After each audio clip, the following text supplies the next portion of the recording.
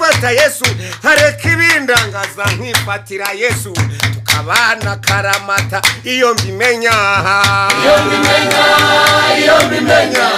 cyagiye nataye nari gufata Yesu nkareka ibindangaza nkifatira Yesu tukabana karamata cyagiye nataye ntazi uwo mugabo utanga amahoro uwo mwami ni mwiza atanga amahoro uwo mwami ni mwiza umudendezo warawubuze uwo mugabo Yesu jewe iyo mbimenya nari gufata Yesu nkamufata kare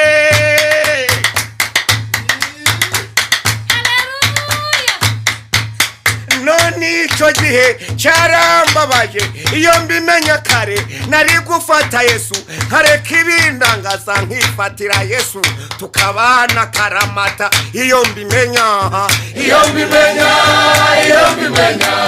cyagiye nataye nari gufata Yesu nkareka ibindangaza nkifatira Yesu tukabana karamata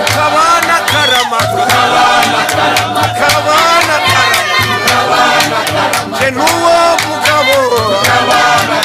akamba amahoro akamu umunezero akatsubiza yabibazo nagiraga akambera igisubizo tukabana karamata mwabakobwa mwe